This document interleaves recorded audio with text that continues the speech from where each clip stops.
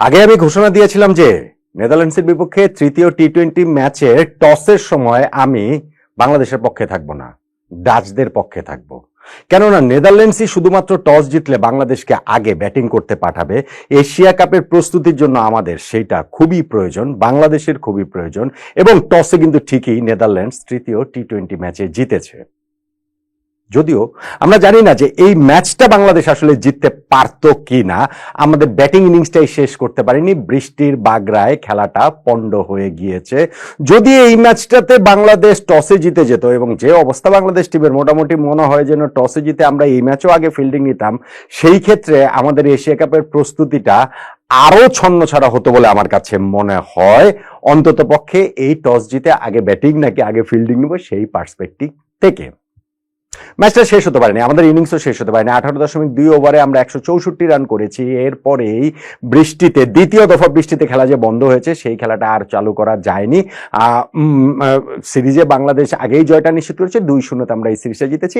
আমরা এই Asia cup যে খেলতে যাব, টানা 4টা সিরিজ জয়ের একটা কনফিডেন্স থেকে কিন্তু এই লাস্ট সিরিজটা আমরা বাংলা ওয়াশ করতে পারলাম না। পারতাম কিনা সেটা একটা বড় প্রশ্ন। আর আমাদের এই সেগমেন্টে যেহেতু টার্নিং পয়েন্ট, ম্যাচের সবচেয়ে গুরুত্বপূর্ণ অংশ, এখন ম্যাচ কি বাংলাদেশে ব্যাটিং ইনিংস তো শেষ হয়নি, তারপরে এই সেগমেন্টের খাতিরে আমাদের এই ইনিংসেরই টার্নিং পয়েন্ট কোনটা সেটা নিয়ে আলোচনাটা করছে। এখানে আলোচনা অনেকগুলো জায়গা রয়েছে, এবং টসের কথা যে বললাম সেটাকেও তো আপনি টার্নিং পয়েন্ট বলতে পারেন, নাকি এর চেয়ে সিগনিফিকেন্ট কোনো জায়গাটা রয়েছে?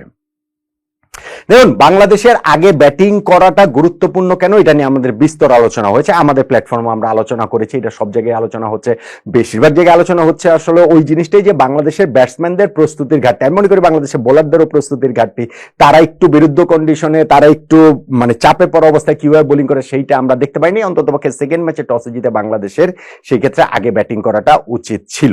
সো এই ম্যাচটাতে যখন আমরা খেলছি, সেইখানটাতে অ্যাটলিস্ট কি বলা চলে যে আমাদের একাদশটা একেবারে পুরো ওলট পালট করে ফেলা হয়েছে। যেই 3জন সিরিজে এখন পর্যন্ত খেলেনি, সেই মোহাম্মদ সাইফুদ্দিন, নুরুল হাসান, সোহান এবং শামীম পাটোয়ারি, এই 3জনকেই একাদশে ইনক্লুড করা হয়েছে। সঙ্গে আরো 2টা চেঞ্জ করেছে সেকেন্ড ম্যাচের একাদশ থেকে। ইনফ্যাক্ট 5টা পরিবর্তন নিয়ে বাংলাদেশ এই ম্যাচ খেলতে নেমেছে। আর সেইখানটাতে আমাদের 2জন যে এস্টাবলিশড ওপেনার তানজিদ হাসান তামিম এবং পারভেজ হোসেন ইমন, 2জনকেই বাদ দেওয়া হয়েছে। লিটন দাস এবং সাইফ হাসান তারা ওপেন করতে নেমেছেন। তো ওইটা আসলে পুরো ওলট পালট করে ফেলার কারণে কি হলো সেটা আমরা অন্য ভিডিওতে অন্যভাবে আলোচনা করব। যখন আমরা টার্নিং পয়েন্ট, এই ইনিংস ম্যাচ তো না, ইনিংসের টার্নিং পয়েন্টের আলোচনাটাই যখন আমরা করছি, তখন কিন্তু আমাদের ওই আগে ব্যাটিং করে আমরা কতটা ভালো করতে পারবো, কত ভালো করতে পারবো। এখন আপনি বললেন 18.2 ওভার 164 রান করেছি 4 উইকেটে।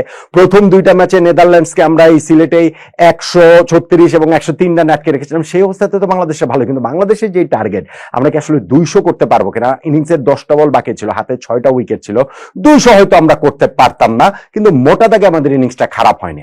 আবার ইনিংসটা তো ভালোও হতে পারতো, ইনিংসটা তো 200-র কাছাকাছি খুব সহজেই 200 ক্রস করতে পারতো। ওই জায়গাটাতে আমরা আসলে পারিনি কেন? এই সিরিজটাতে আমাদের জন্য বিরাট একটা পজিটিভ, নিঃসন্দেহে আমাদের ক্যাপ্টেন লিটন দাসের ব্যাটিং। জাস্ট আগের সিরিজটাতেই তিনি পাকিস্তানের